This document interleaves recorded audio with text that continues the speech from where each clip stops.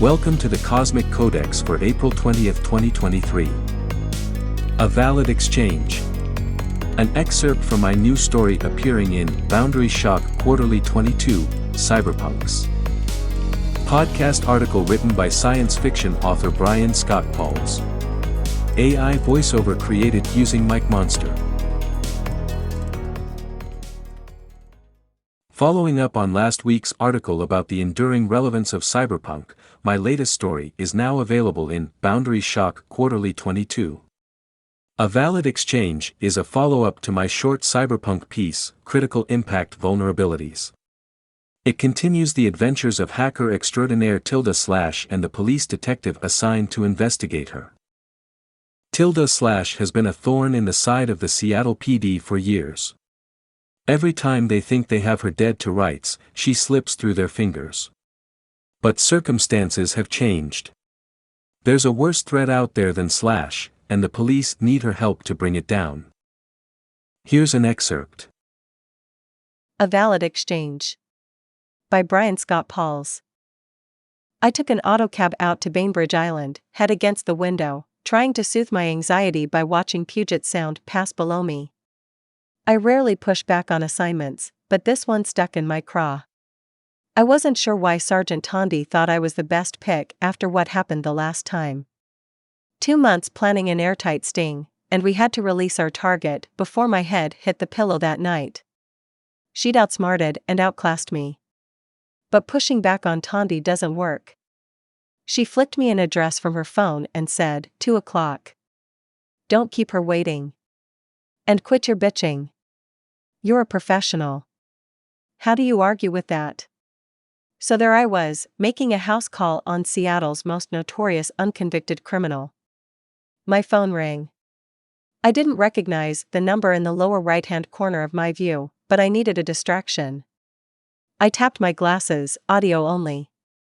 Detective Davis. Hello, Detective.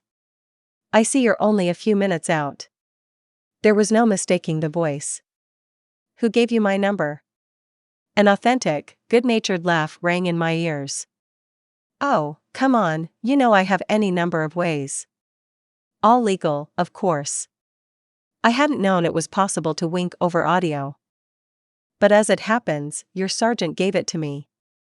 I didn't know what to say to this, so I said nothing, a tactic I found useful in all sorts of situations. She waited, not quite long enough for the silence to become uncomfortable. Then she said, please tell your car to set you down and back. We can have coffee and chat in the garden. She dropped off. I passed along the instructions to the autopilot. The Honda banked as it descended, slowing as the motors on the wings rotated from horizontal to vertical. It set me down, smooth as silk and nearly silent on its ionic motors, in the middle of a well-manicured garden behind the house of Tilda Slash. I emerged from the cab with my overnight bag. The car gave a few warning beeps, rose out of the garden, and whisked off to pick up its next fare. Slash sat a few meters away on a stone terrace in the middle of the garden. She held a steaming mug in one hand and gave me a friendly wave with the other. Ever stylish, she wore an emerald green dress that seemed specially chosen to accent the surrounding foliage.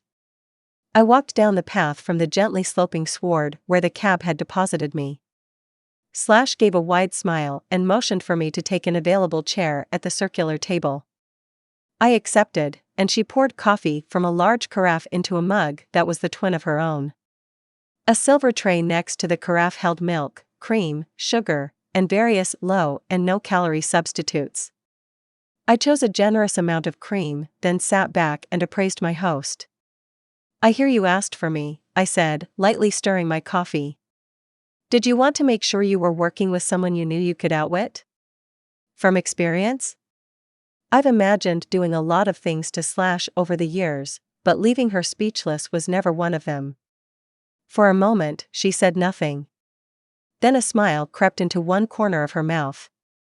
Detective, are you under the impression I looked down on you because of the way our last outing ended? Well, I lost. You won. I shrugged. Suddenly she was laughing again, her head thrown back, dark brown hair spilling over her shoulders in luxurious waves.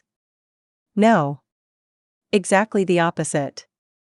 It's the closest I've ever come to going to jail and staying there, at least overnight.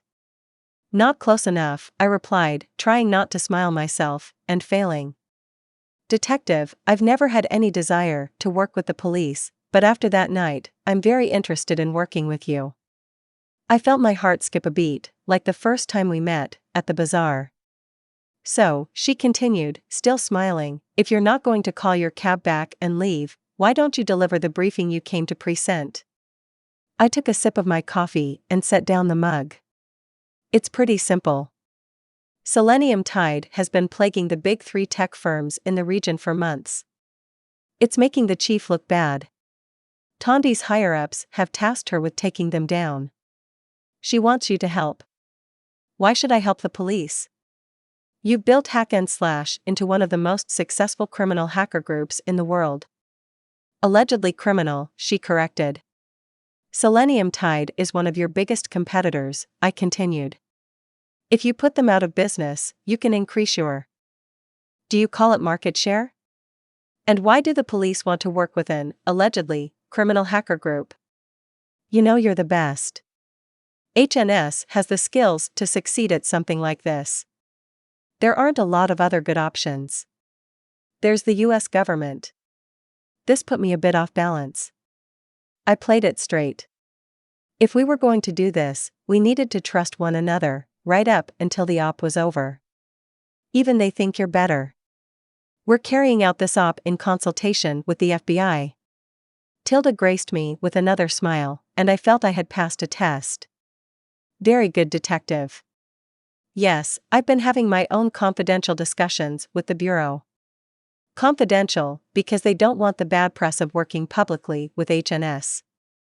And because certain provisions of the Johnson-Green Amendment make it necessary to use local law enforcement as an intermediary, to keep everything legal.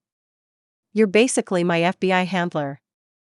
I hadn't looked at it that way, and now that I found I didn't care for it very much. Here's the deal. Slash became more serious. I'll do this, as long as I can do it my way. You'll have full access as an observer, but I'm in charge. You play chaperone, so you can report back to Tandi that HNS is behaving.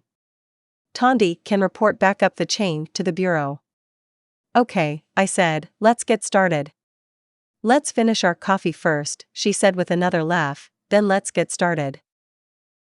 If you've enjoyed this excerpt from A Valid Exchange, you can read the entire story in Boundary Shock Quarterly 22, Cyberpunks, available at Amazon and other online booksellers. Please share your thoughts about this article by commenting online at thecosmiccodex.com. You can also find source links in the online text. Don't miss an article. Subscribe today to the Cosmic Codex email newsletter at thecosmiccodex.com. Thank you for listening.